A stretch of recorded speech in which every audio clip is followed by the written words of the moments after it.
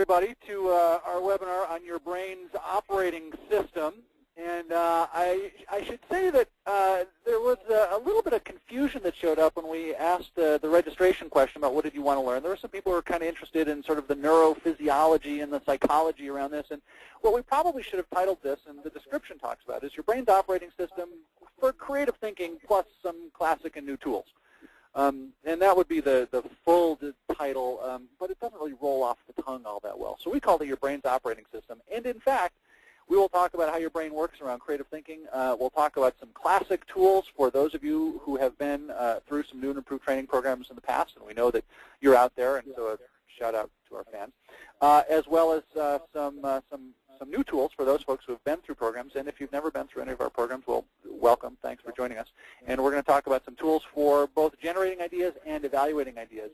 And if, by the way, you are interested in that neuroscience, the psychology related to creative thinking, then I would invite you to go take a look at our blog, which has a recording from a webinar that a couple of our partners, Bob Eckert and Newell Eaton, did a couple of months ago. And you can see on the screen there, there's a couple of different ways to access it. You can either go to innovationblogsite.typepad.com and scroll to July 28th, 2010. There's also the short link, the bit.ly/ a bunch of letters, or there's the long link if you're really fast at typing or writing. And I'll leave that short link up as we transition to the next slide, but that's a little bit for those folks who are interested in neuroscience and psychology. But I just want to introduce the two people who are on the phone today. So I'm the guy on the right on that screen that you see there. So I'm Jonathan Vihar. I am one of the partners here at New and Improved, and my background is in advertising and marketing before I get into this work, and I've been helping organizations focus on creative thinking and innovation, really developing their cultures of innovation, getting close to 15, 20 years now. So that's kind of my background, which is a little bit different than Doug's, although we've been working together for a long, long time, so it seems to have merged over the last 15 years. And so, Doug, who are you? Yeah, good morning, everyone. My name is Doug Reed. I also am a partner of New and Improved. My background is in the area of organizational development. I worked for a large information systems business for 15 years, and while I was there, began my interest in creativity and innovation, which I've been focusing on now for about the last 20 years. And so that's me. And you're the guy on the left, right? And I am the guy on the left. Good. Thanks for clearing that up. Sometimes I get confused. Okay, so let me say a little bit about New and Improved. We are an organizational development company that focuses on creativity and innovation, with particular attention paid to helping organizations create a culture of innovation by focusing on people. And our innovation programs and initiatives provide new skills and methods and tools and ways for people to work and face the challenges of their organization. Sometimes we are training, sometimes we're facilitating groups, and other times we might be doing a large-scale change initiative within these organizations. So enough about us. Let's talk a little bit about why you're here today. So we're here to talk about really sort of two things. One is the brain's operating system. That's the section 1 there. We're going to talk a little bit about divergent thinking. We're going to talk a little bit about convergent thinking and the important dynamic balance between those two modes in which your brain's operating when you are thinking more creatively in order to come up with those big, new, innovative ideas. And then we're also going to try and get through as many tools and techniques as possible. Our plan is to talk a little bit about brainstorming, something that most folks are familiar with. We'll touch on that very briefly as a way of launching into talking about two other techniques for sparking new ideas, one of which called perspectives, another one called morphological matrix, sometimes known as morphological analysis, sometimes known as the idea box. It has many, many names. We'll call it morphological matrix. And then we'll also talk about a couple of techniques for evaluating and strengthening ideas. One of those techniques is called POINT, which is actually an acronym, because if you're like most people, you don't have enough acronyms in your organization or in your life, so we're going to give you one more. And then we'll also talk about a technique called TARGET that was created by a couple of our associates, Blair Miller and Gerard Puccio, and then all right, I guess there's one more acronym for you. We'll do some Q&A. We'll take some questions and answers. And so as we're going through this, we're going to ask for your questions. Doug, how do they do that? Yeah, so if you have questions as we go along, please submit those questions via the questions box where it says enter questions here for staff. And click the red arrow. Sure, that's almost, I'm sorry? almost easy to figure out. That's almost easy to figure out. It seems so self-evident. If you have a problem, however, click the red arrow on the box in the upper right-hand corner of the screen, and then you should be able to see the box. So go ahead and submit your questions, and at the end of the session, we'll take some time to answer some of those.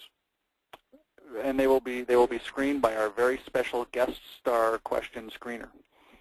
We'll tell you who that is later. Good. So let's start. Okay. Doug, go ahead. Okay, so folks, what we'd like you to do is we're going to show you an image in just a moment, and we'd like you to write down every idea that comes to mind related to the image on the next slide. So if you would please grab a piece of scrap paper and a pen or a pencil and get ready to write furiously. Right. So you don't need to submit this in the questions box. This is just a scrap piece of paper wherever you're taking copious notes or a Post-it note that's stuck on the corner of your desk. Ready? Oh, So, how much time are we giving them for this? We're going to take about 35 seconds to write down every idea that comes to mind when you look at the image on the screen. Ready? Ready. Go.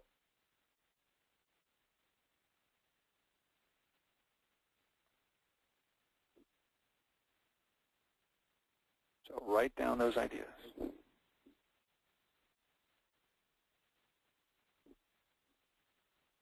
Keep writing.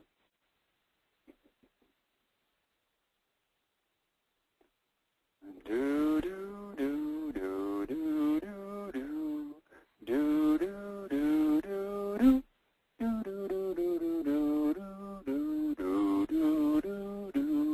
do do do do do do do. Time's up. So, if you would do us a favor and just count them up, just count up how many ideas you just wrote down on your scrap piece of paper. And then I'm going to ask Denise to put up a poll question that asks how many ideas you just jotted down.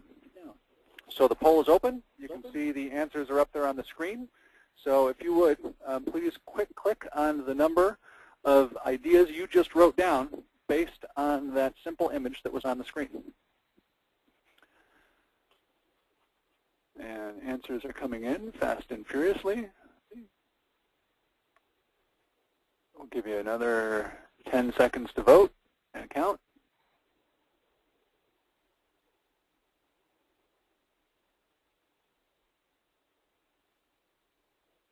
All right, let's close that poll question. And Denise, if you could just post the results, and we can take a look and see how many ideas we got. So those are coming up. So how many ideas you wrote down? So it looks like 12% said 0 to 4 ideas, 40% said 5 to 9 ideas, 36% 10 to 14 ideas, 12% said 15 to 19, and no one had more than 20 ideas. So it looks like we're getting a good number of ideas fairly quickly in there, and that's really what we're looking for.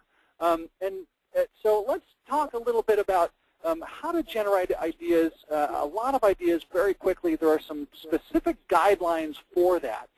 And this starts to enter into the conversation around your brain's operating system. So Doug, let's talk a little bit about the first guideline for how to generate ideas very quickly. Good. So the first guideline is to defer judgment. And when we defer judgment, we don't evaluate any options. We don't say they're good. We don't say they're bad.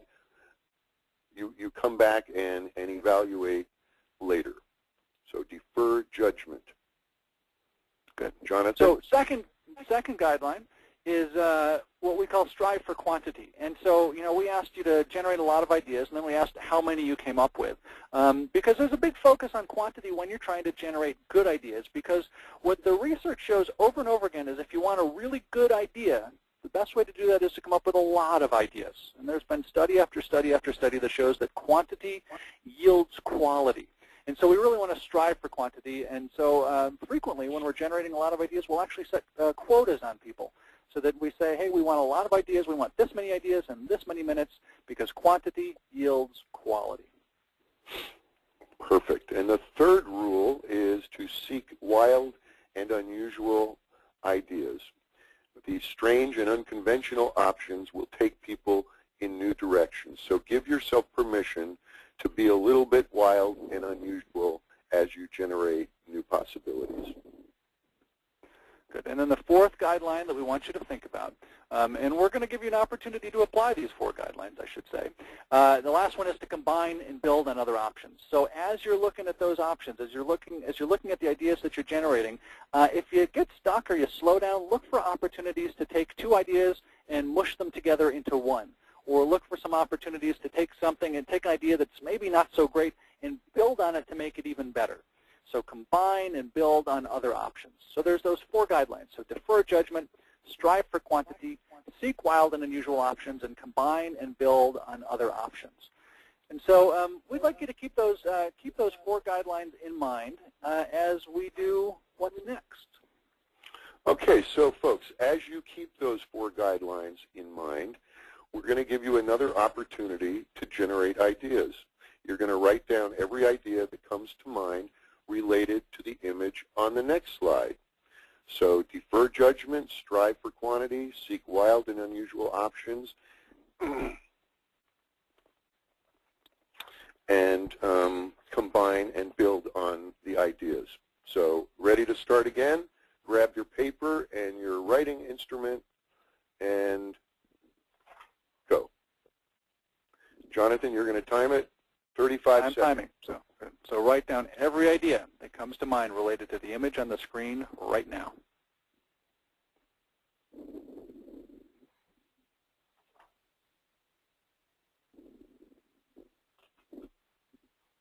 Keep writing. Go for quantity. Let yourself be silly. Seek wild and unusual possibilities.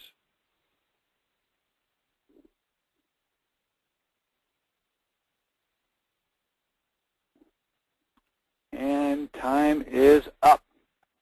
Great. So would you just do us a favor and count them up? And then the question then is, did you generate more ideas in the second round or did you generate fewer ideas in the second round? I'm going to ask Denise to put up that next poll question. So polls are open for voting. So, and we don't even have to put any, annoying political ads on TV to ask you to vote for the polls. That's not this kind, that kind of campaign. So, it looks like the results are pouring in. We'll give it another 10 seconds to vote. 9, 8, 7, 6, 5, 4, 3, 2, 1. All right, let's close that. And if you would, please post the results. Thank you, Denise. So it looks like 70%, so more than two-thirds of the folks said they got more ideas in the second round, 11% fewer.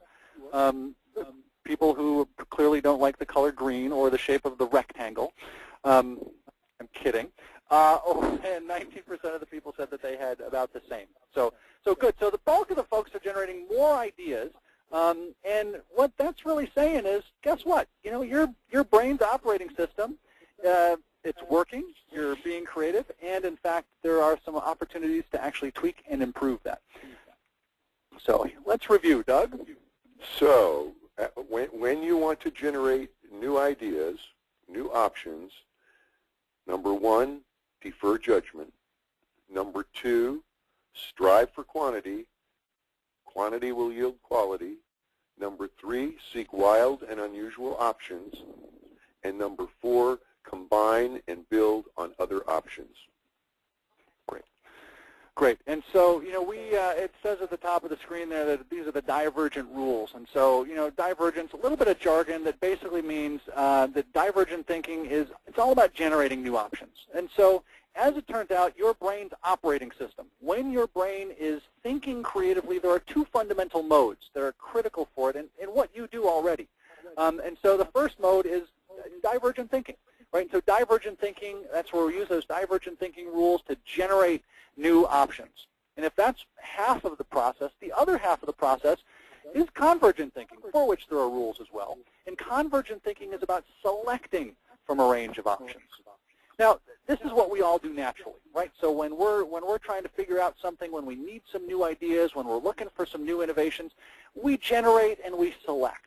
And the challenge is that most of us, when we're working on something, we will do both of these modes at the same time. Our operating system is going back and forth. We'll generate an idea and immediately judge it. And you know what, maybe that's not quite right. And then we'll come up with another idea, and then we'll immediately judge it. You can see this happening in your own brain. You can also see it when a group works together, or when a team works together when they're trying to come up with some new options. So, you know, if you've ever watched a group of people try and figure out where to go for lunch, for example, this is what happens. So somebody will suggest, hey, you know, we could go to that burger joint down the street, and somebody say, you know what, I want something a little bit healthier. That's not really. And then somebody says, well, how about Chinese? We can go to Chinese place. And then says, you know what, I got an MSG allergy, and so I'm not really interested in that. And then somebody else will say, well, what about that Italian place? I say, you know what, I had Italian last night, and so I'm not really interested. And so back and forth, and after a while, it becomes pretty clear that if somebody suggests an idea, somebody's going to object to it. And so the challenge for getting your brain to think more creatively, to really come up with those new ideas, is to separate divergent thinking from convergent thinking. It's to separate the generation from the selection. So in your mind, the way to separate those things is to give yourself some specific rules. We've talked about those divergent rules, those four that we just gave you: defer judgment, strive for quantity, seek wild and unusual, and combine and build. And be very deliberate about that. And that first one, defer judgment, sums it up. When you're generating new ideas, don't judge them yet. Judge them later. And when you're ready to judge them, and only after you've generated a number of them, only after you've sought a lot of quantity and attained that, then we can start to converge. Then we can start to select, which then, of course, takes us to our convergent rules. So convergent rules, to go along with our divergent rules, to maintain that balance, that important balance between divergence and convergence. Here's convergent rule number one. The first rule for convergence is to be affirmative. And what we mean by that is to focus on what you want and not what you don't want. And the second... So you want the second one. So the second one is to be deliberate. To be deliberate. So a lot of times when we generate a long list of ideas, the temptation is to, you know, look for the one that we remember, or the one that's kind of the funniest one. Or if you're working with a group, you'll just sort of look at your own, the ideas that came in your own handwriting. We want to be deliberate. Really consider all of those ideas equally. Consider each and every single one of those ideas as we're judging, and to be deliberate about making sure that we're looking for each one of those. Okay, great. And number three is to check your objectives. And this means that as you're going through and selecting possibilities, not to lose sight of your original goal or objective for generating these possibilities. So make sure the options you choose meet your goal.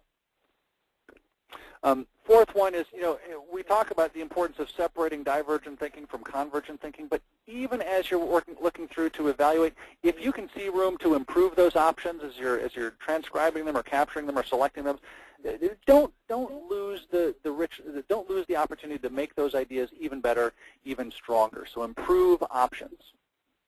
Good.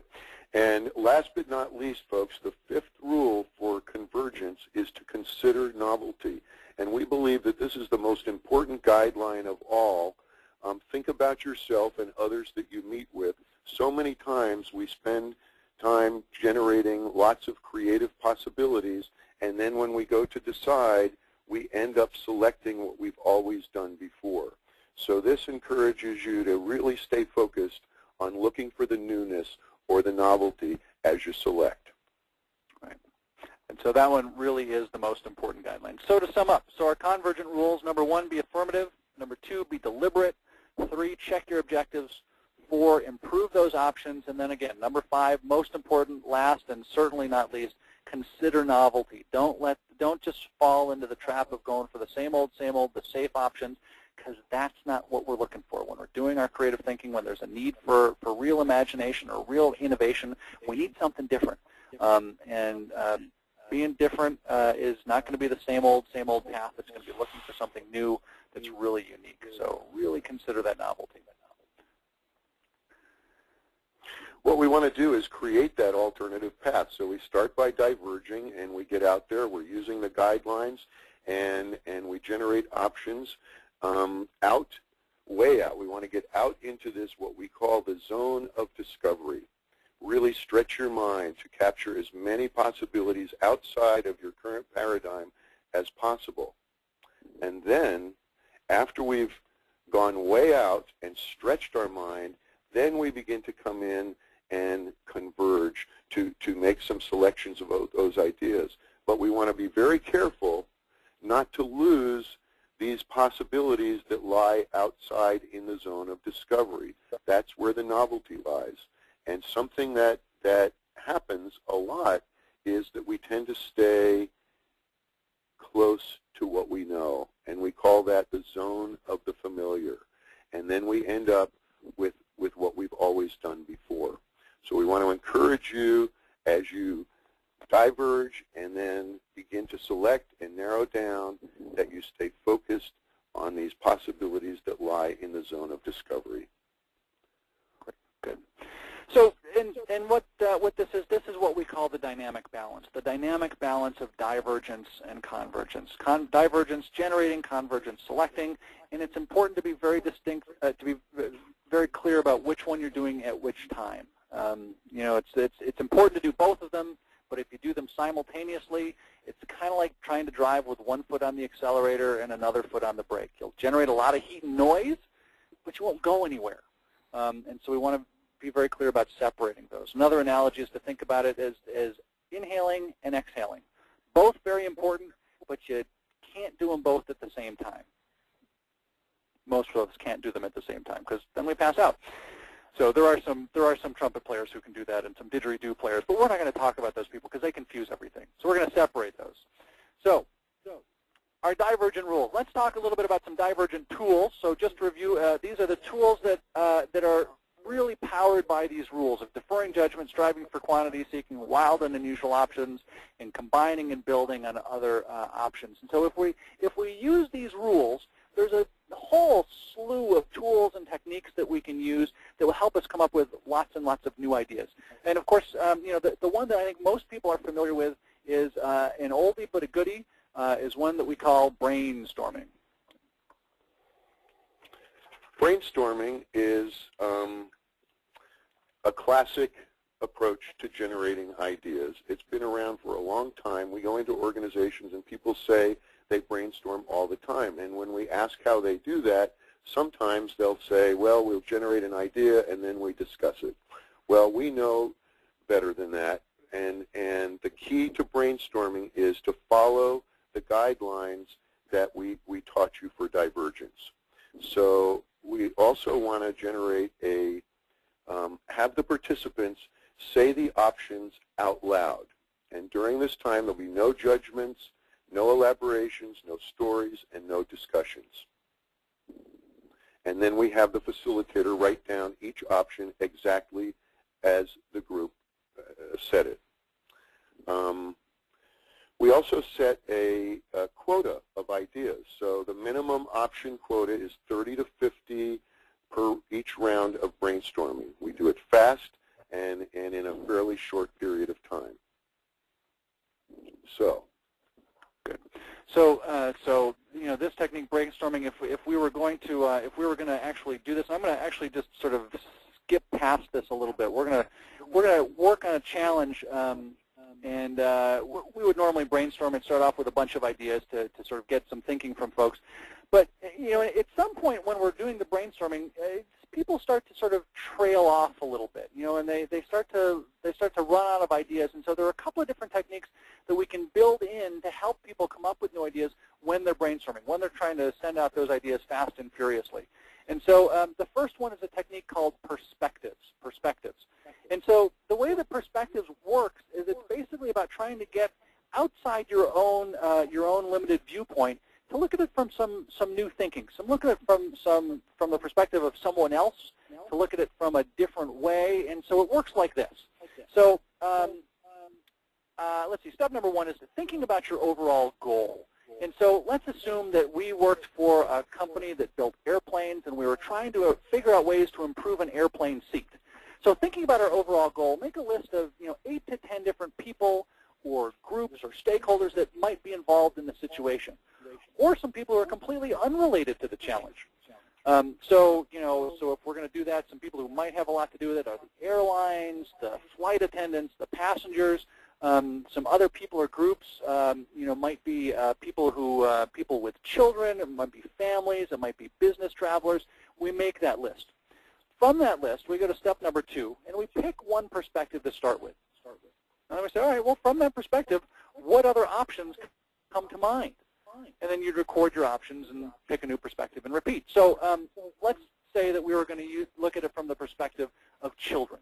Right, so we're thinking about how to improve an airplane seat. We would then say, all right, well, let's look at it from the perspective of children. You can see there's an image up there on the screen of a few kids. And more than just thinking about kids in the abstract, you take a look at these kids and what they're actually doing. You can see that they're running. Are they running to something? Are they running from something? There's 3 of them. Are they related? Are they friends? Is somebody chasing somebody else? We look at it from some fresh perspectives and let that spark some new ideas. So if I'm trying to figure out how to improve an airline seat, and I'm looking at it from the perspective of some young kids, I might think about it as, it's really hard for kids to get into the seat. So how do we allow them to sort of lower the height or get into the seat easier? So we can come up with some ideas for a seat that lowers. It's got adjustable height, or a seat with a step that goes in it. I notice when I'm sitting on an airplane seat, the parents are usually walking in behind the kids. The kids are constantly walking down the aisle saying, is this our seat? Is this our seat? Can I sit here? So maybe some seats that have the numbers for the seat down low where kids can see them. So it makes it easier for boarding so that we can board faster, so that as kids are running onto the airplane, they can get on a little bit quicker. So that's a little example of how the technique works. So I'm going to ask our participants to try this. And so I'm going to ask you the question, so what might be all the ways to improve an airplane seat? And I'm going to ask you to submit some ideas via the questions box where it says enter questions here for staff. And again, if you can't see it, click on the red arrow that's in the box in the upper right-hand corner of your screen, and that should show the questions box. So what are all the ways to improve an airplane seat? And I'm going to give you a couple of pictures with some different perspectives. So what are some ways to improve an airplane seat from the perspective of the people that you see there on the screen? And so I'm going to ask you to submit those questions in the questions box.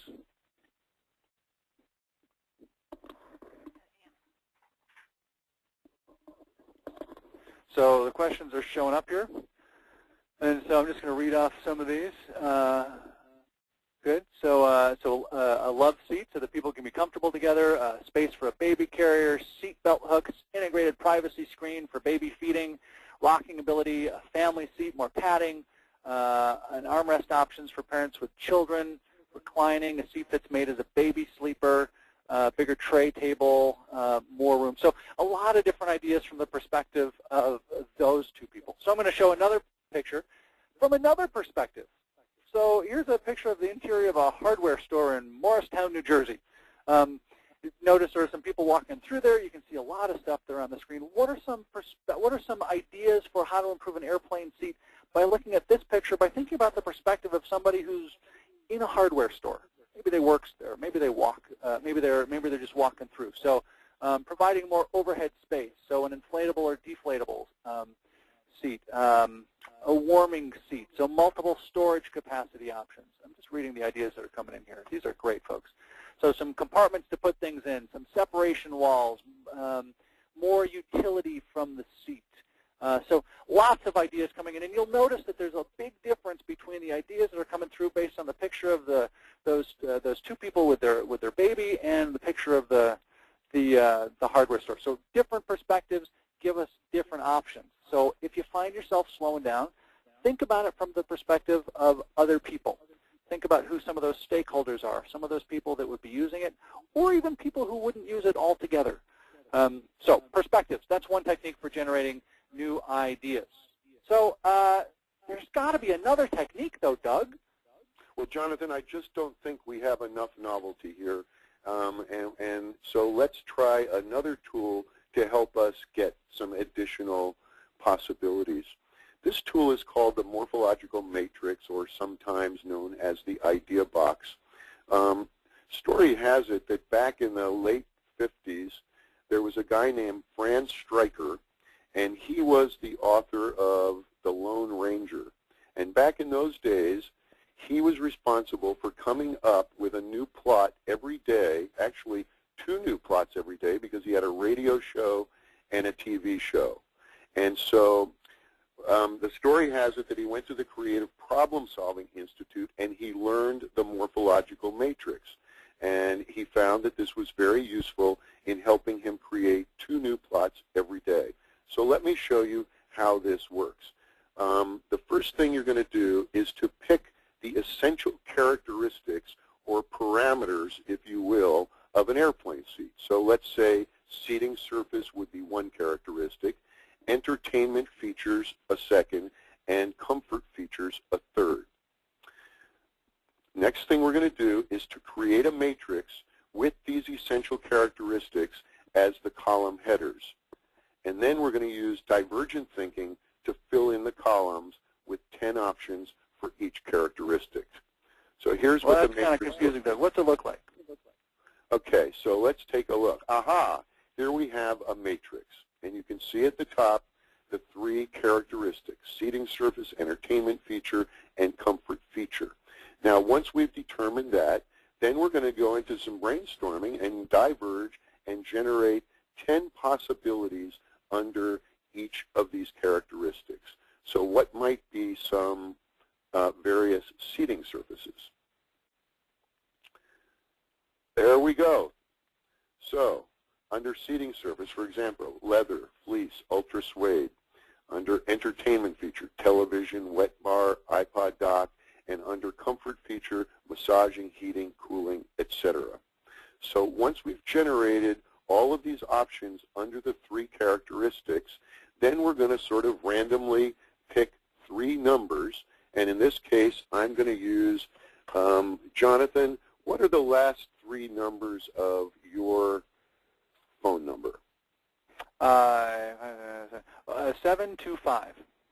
Okay, so what we're going to do is come in and we're going to pick number 7 under seating surface. We're going to pick number 2 under entertainment feature and number 5 under comfort feature. So now what you see is we have a fluffy seating surface, an iPod dock for an entertainment feature, and a hammock for a comfort feature.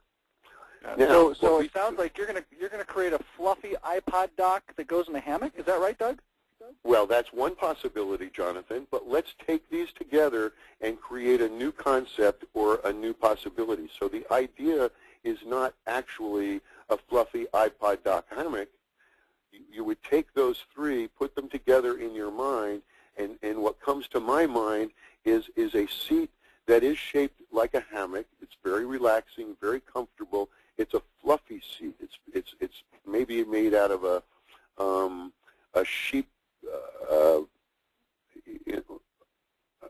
sheepskin, and then built into the seat are earphones. So your head actually tucks right into the seat, and you have a place to put your iPod dock so you can listen to your music in a very comfortable and relaxing manner to the point where you even forget that you're on an airplane.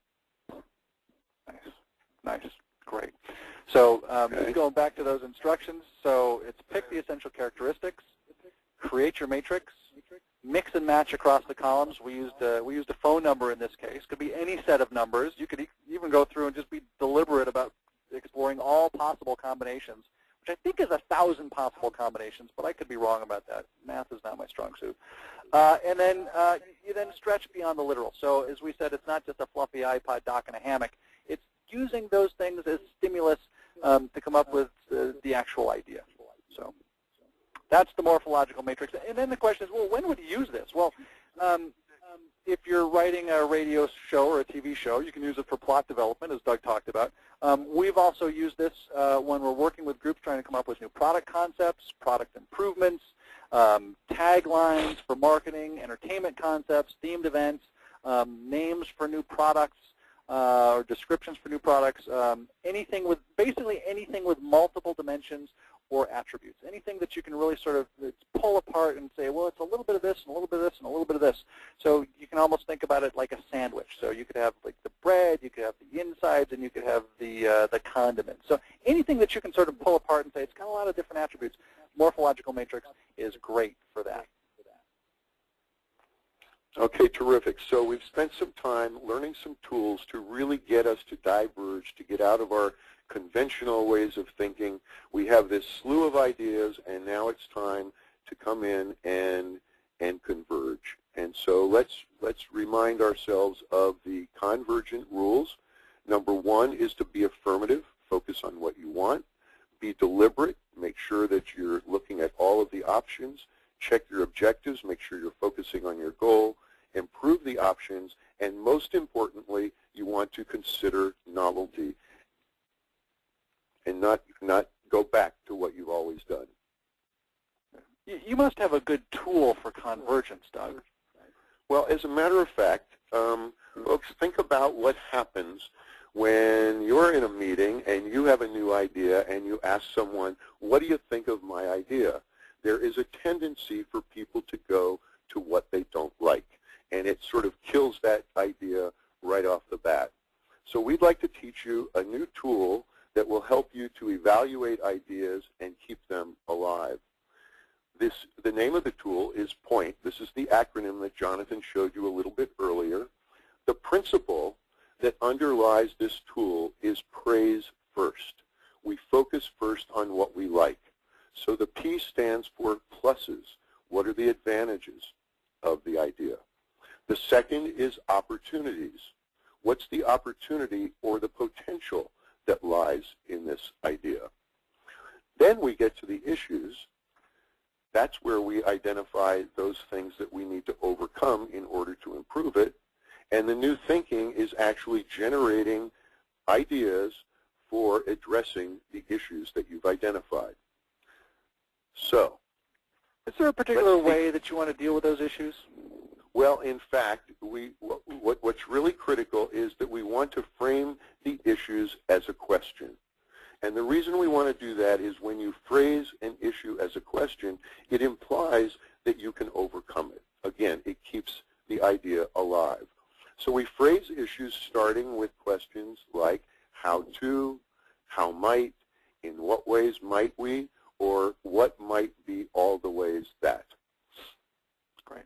And an example of that would be if you came up with an idea and said, I can't afford it, if we rephrase that as a question, it would be, how might I afford it, which opens it up to lots of chance to keep this alive.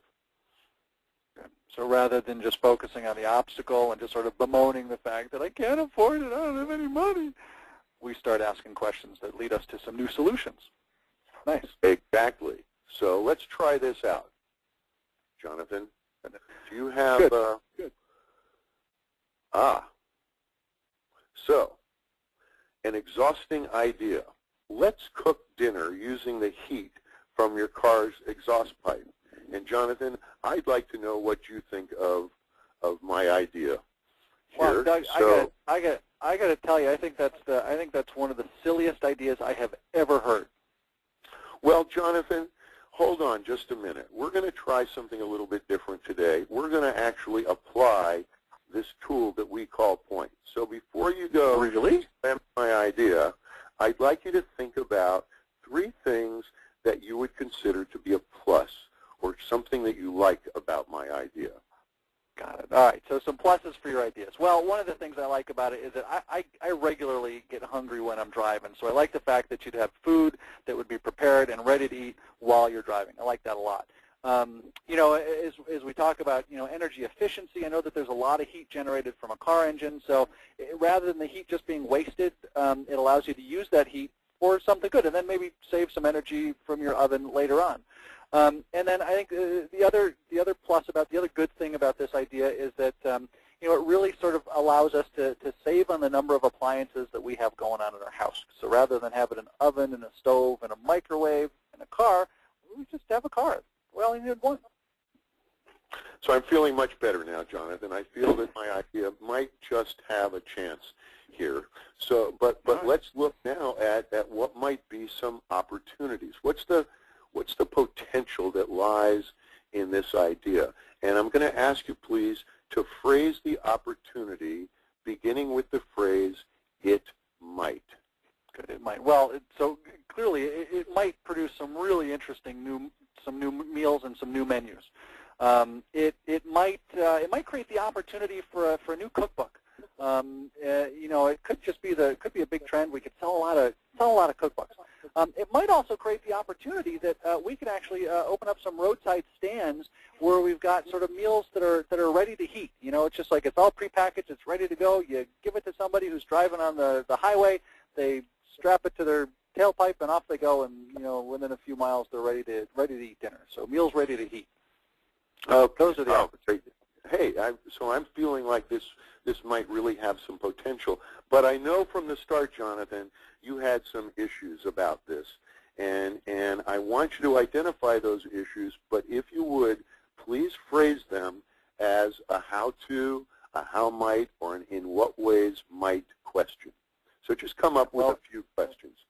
All right. So if we're cooking dinner from the heat from the car's exhaust pipe, you know, I know my car's exhaust pipe is really kind of, it's dirty and gritty and sooty. So how to make sure that the food doesn't get dirty? Another concern would be how might I make sure that the food doesn't fall off of the exhaust pipe and end up in the road? And another one might be in what ways might we make sure that the food doesn't burn? Okay, great. So that's very useful, Jonathan. And what we've done up to this point is to evaluate the idea. The beauty of POINT is that it's really two tools in one, because we can evaluate the idea and then we can go in and develop it to improve the idea. And the NT stands for new thinking. So what I'm going to ask you to do now, Jonathan, is go back to the questions that you generated, the issues, and if you could select one of those, I'd like to take a moment to overcome that issue with some new thinking by generating some new ideas. So is there one of those that comes off the page for you? Yeah, there's a couple. You know, the two of them, I think I could come up with some pretty easy solutions, but the one I'm a little concerned about is how to make sure that the food doesn't get sooty and smell like exhaust and dirty. So how to keep the food clean and fresh.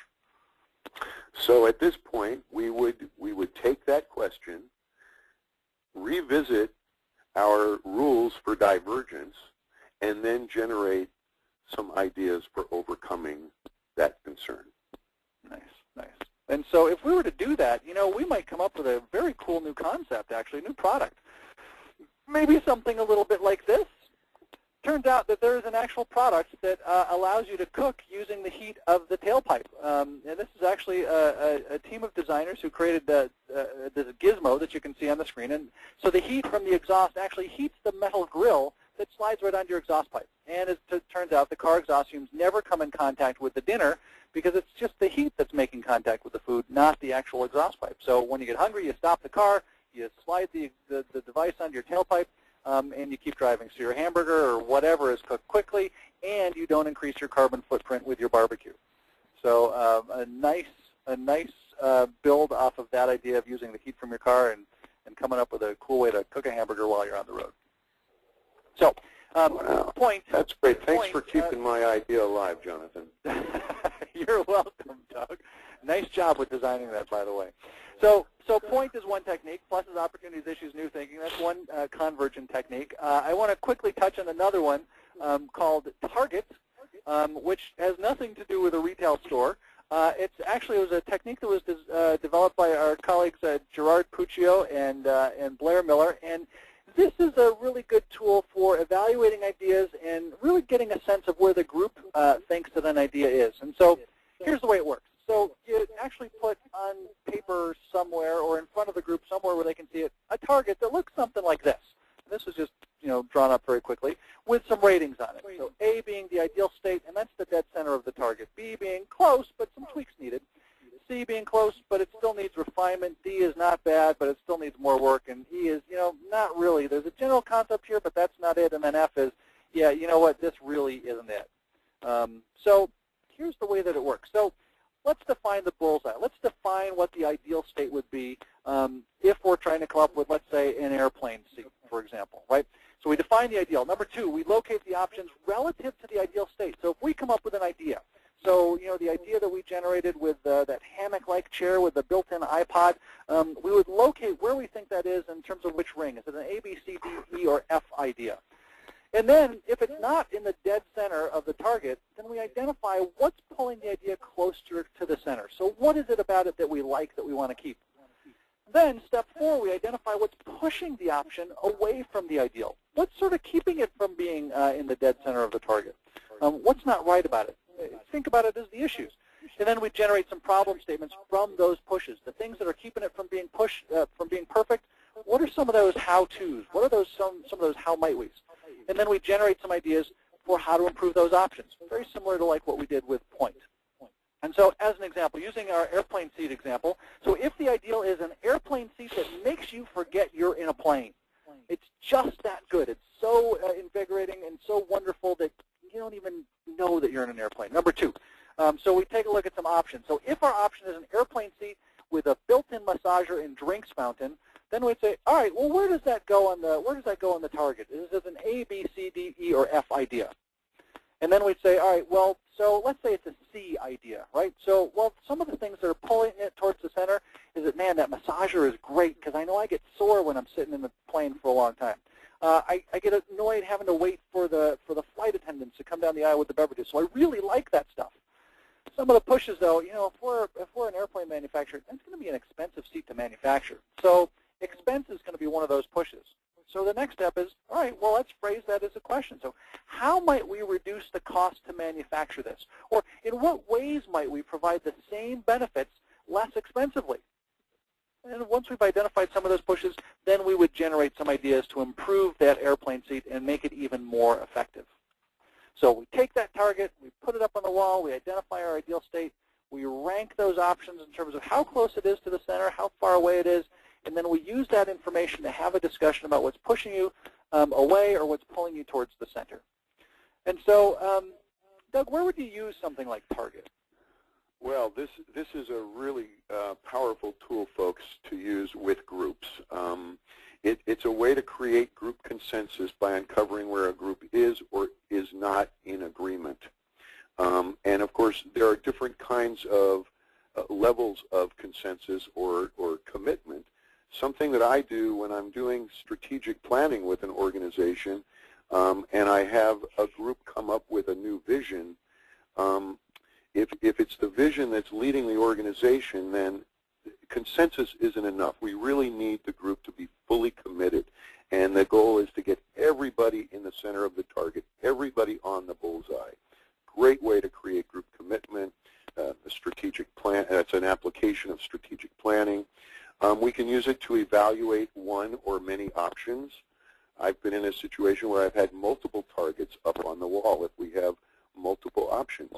It's a way to improve a concept, to develop it, as Jonathan just showed you. When there's no formal criteria, this is a way to help us make decisions. It's a great way to begin a conversation, to visualize how people feel about a particular concept. Or let's say you've just had a meeting and you want to do a quick polling of how people felt about the meeting. You can use it to do a quick evaluation at the end of an event or an initiative. Nice, nice, good. So this is a technique that we like a lot. Great for really sort of trying to work through some of those options and really understand how people feel about them. So at this point, we've got about 10 minutes left. So I'd like to ask for some questions. So we'll respond to questions that you have about what we've talked about here, the BRAINS operating system, or really anything that's specifically related to creative thinking or innovation or creating that culture of innovation in your organization. And so I'd ask you to submit those. There's a questions box that you should see on your screen. It says enter questions here for staff. I'll ask you to submit those. And then if you don't see that, there's a red arrow on the box in the upper right-hand corner of the screen, and that should, if you click on that, you should then be able to see the questions box in case that box has disappeared. So it's that red arrow. It's not a double arrow; it's a red arrow. So I'd ask you to submit some questions. We have our super secret star screener working the questions right now, which is actually our partner. We're dying to know who this mystery guest is, Jonathan. It's Bob Eckert, Doug. It's our partner, Bob. Hey, Bob. Welcome, Bob. He's here screening some questions. So as you're typing in those questions, he'll be handing over it. So here's the first question, and so I'll let you respond to this one, Doug. So the question says, hey, you know what? I defer judgment, but what about the other gator brains? What do I do about the other gator brains when I'm deferring judgment, but no one else is? How do I deal with that? That's a really good point. Well, you know, what we found is people have talked about brainstorming for so many years, and we just assume that everybody knows the rules for brainstorming. But I never take that for granted. So at the start of any meeting, you want to take the time to be very deliberate to go through the divergent guidelines, defer judgment, et cetera, et cetera. Don't assume that people know this intuitively. So take charge of that meeting and just let folks know that we're going to try something a little bit different today. And, yeah, anything to add to that, Jonathan? Yeah, I guess the other way that I would use that, we talked about the technique of points, you know, pluses, opportunities, issues, and new thinking. And so you sometimes think about it in terms of, right, well, I can apply that, but how do I get other people to do that? Well, a great way to manage the gator brains of other people is to actually sort of walk them through the point. You don't even need to let them know that they're doing that. So, for example, when I used to work in advertising and I was showing exciting new concepts to clients, you know, they would immediately start in with everything that they didn't like about the concept. I don't like that color. It's going to be too expensive to produce. Our logo is not big enough. And so, you know, and I used to just sort of deal with that. And then I learned about this point technique. And so I started actually, every time I'd share the concept with them, rather than just saying, okay, here's the concept. Do you have any questions? Which, as we all know, is code for tell me everything wrong about my idea. Instead, I would say, okay, so that's the concept. Tell me, what do you like about it? So we're going to refine it. We're going to improve it. But tell me what the good stuff is that we should keep. So as the idea evolves, what's the stuff that we want to make sure we don't lose? What do you like about it? In other words, what are the pluses? And then so those are some of the good things. If we were to implement it, if we were to produce this, what are some good things that what might result? I'd lead them then into opportunities. And I'd say, look, I know that the idea isn't perfect, and you've got some suggestions. So tell me, what are some of the questions that you have that we can solve to improve it? And then they would say what some of their issues are. And if they didn't phrase it as a how-to, then I would rephrase it for them. Say, you know what, it looks like it's going to be too expensive, Jonathan. Well, I say, well, so it sounds like the question is, how might we reduce the cost? Or, you know, how might we reallocate the budget, for example? And then I might just engage them in a conversation. Well, so it looks expensive. Are there some ways that you can see to reduce the cost on it? And then we sort of engage in that conversation. So rather than just me doing it when I'm evaluating ideas of others, I can also facilitate other people. I can coach people through it very subtly. And you can do this with your boss. You can do this with your managers, your board of directors, you know, with the people that work for you. Just very gently sort of coach them through and make sure that they're taking a look at those pluses, opportunities, issues, and new thinking. So, good. So let's see, I have another question. I was just handed this question. Why do you guys have Bob muted? I don't think this one came from the group, Bob. I'm not going to allow Bob to talk about it. So we have Bob muted because Bob, did you ask silly questions like this. So here's a real question. So what is the difference between creativity and innovation? What is the difference between creativity and innovation? And I'll handle that one because I think it's a great question. It's one that I've been wrestling with for a while. So there's two ways to answer that. So one of them is sort of the simple way to think about it is creativity is usually it's about coming up with the new idea, maybe even sort of developing a prototype or a concept. And where that's different than innovation is that what innovation adds to it is the launch of that idea. So creativity is coming up with the idea. Innovation is getting that idea out to market. And where creativity can very much be an individual event, in most cases, if we're trying to launch a new product, a new concept, a new system, a new way of doing things, a new approach, that's going to require a bunch of people. So where creativity is more individual, innovation tends to be more of a team sport, if you will. And there's actually a white paper on our blog that we wrote that takes a look at what's really the difference between the two and what's the difference of innovation. And so if you go to our blog, which we talked about before, it was listed as innovation blog site at typepad.com. You can go through the archives and find that. Do we have another question, Bob? So let's see. So question. So Doug, I'll let you answer this one. I've seen you guys use Target to open up a discussion about a divergent list of potential mission statements for an organization.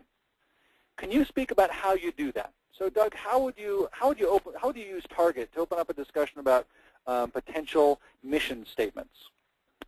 Okay, so let's take one of those mission statements and ask the show the folks the target and say, is this mission on bullseye or not? And then vote accordingly. So you would have folks, if the statement one at a time really resonates with them, then they're going to put their dot in the target. And if it doesn't, they're going to place it accordingly. And then you work the target and ask what's pulling you towards the bullseye or what's pushing you away. And those questions generate some conversation, and the objective is to get everybody into the bullseye. But what's interesting is that let's say you have half the group in the bullseye and half out of the bullseye. If somebody wants to make an improvement to that mission statement in order to get them closer to the bullseye, that could pull somebody else out. So you keep working the target until you get everybody on the bullseye, and it shows you that there's that consensus or commitment. Nice. Great. Thanks, Doug. Just looking at the clock here, it looks like we've got just about 2 minutes to wrap it up. Doug, anything that you've got to say to wrap up this webinar on the brain's operating system and some tools and techniques for how to think more creatively and generate more innovation? Well, I'd just like to say that a lot of what we've shared with you today seems pretty straightforward, but the implications are such that it's really, really powerful because it gets people to think in new and different ways.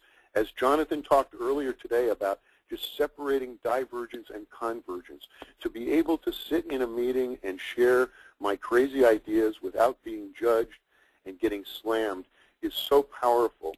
So I just want to invite you folks, as you take this stuff forward, to realize that you alone can really make a difference in your organizations and a difference in the world by applying these principles and methods. And we hope that you will, in the next 24 hours, just try one of these tools to see the power that lies in it. So one person truly can make a difference. So go forward, have the courage to get out there and make some change happen. Good, thanks. Interesting. So here's a nice picture that sort of represents that whole notion of one person making a difference. And here's somebody from the protests in Tiananmen Square in China who really did make a difference. Most of us don't have to face that line of tanks, but sometimes it sure does feel like that.